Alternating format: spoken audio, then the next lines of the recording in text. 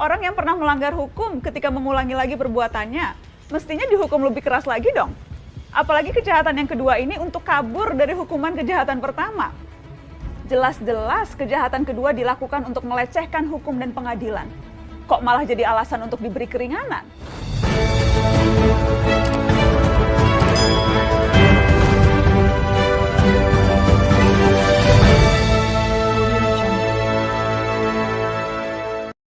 Harbolnas masih jauh, Lebaran dan Hari Raya udah lewat. Tapi ada loh yang rajin courting sini, courting sana. Bukan di mall atau marketplace. Obral courting ini sedang terjadi di pengadilan kita. Sekali lagi, pesta courting terjadi di Pengadilan Tinggi Jakarta.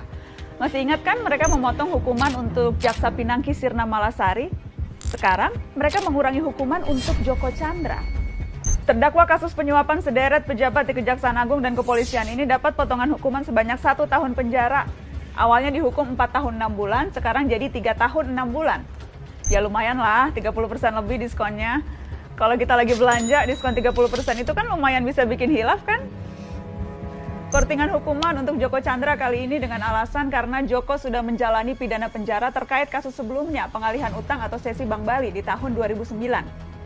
Alasan lain, Joko juga sudah menyerahkan dana yang ada dalam escrow account Bank Bali sebesar 546 miliar rupiah. Duh, gimana sih? Fakta bahwa yang bersangkutan pernah terbukti bersalah melanggar hukum, kok jadi alasan hukuman berikutnya jadi lebih ringan? Orang yang pernah melanggar hukum ketika mengulangi lagi perbuatannya, mestinya dihukum lebih keras lagi dong. Apalagi kejahatan yang kedua ini untuk kabur dari hukuman kejahatan pertama. Jelas-jelas kejahatan kedua dilakukan untuk melecehkan hukum dan pengadilan. Kok malah jadi alasan untuk diberi keringanan? 4 dari 5 hakim yang mengkorting hukuman Joko Chandra ini juga hakim yang memotong hukuman Jaksa Pinangki. Ladies and gentlemen, please welcome Muhammad Yusuf sebagai Hakim Ketua, Haryono, Singgih Budi Prakoso, dan Reni Halid sebagai Hakim Anggota. Keempatnya sama-sama mengkorting hukuman Pinangki dan Joko Chandra. Nah, kalau Joko Chandra dikorting 30%, Pinangki ini kortingannya malah 60%. Dari 10 tahun menjadi 4 tahun. 60% dong. Kurang hilaf apa lagi coba kalau kita belanja diskonnya segitu.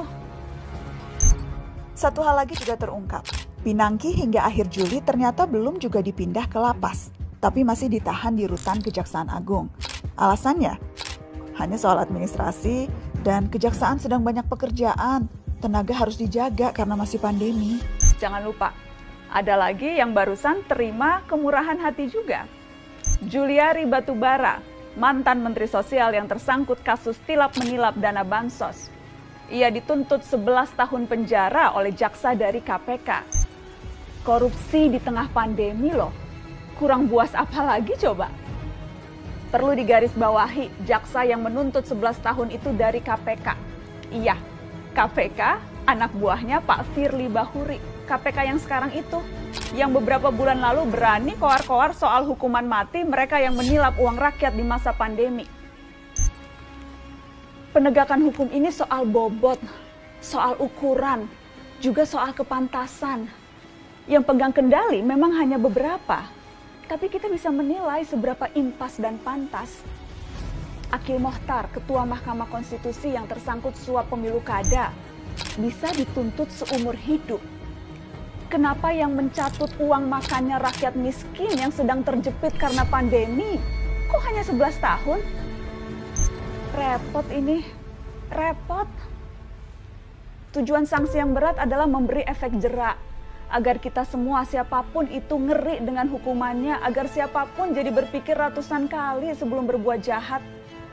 Kalau hukumannya ringan, tuntutannya enteng, dan masih dikorting sampai 60% begitu, siapa yang kapok? Di mana-mana flash sale itu, diskonan itu, untuk mengundang orang datang dan belanja. Korting hukuman korupsi ini kan jadinya kayak undangan ya. Undangan untuk yuk, belanja yuk. Tapi belanjanya pakai uang rakyat, uang kita-kita juga. Kita lagi yang nombok.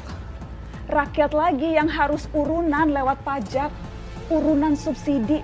Dan ini beneran loh.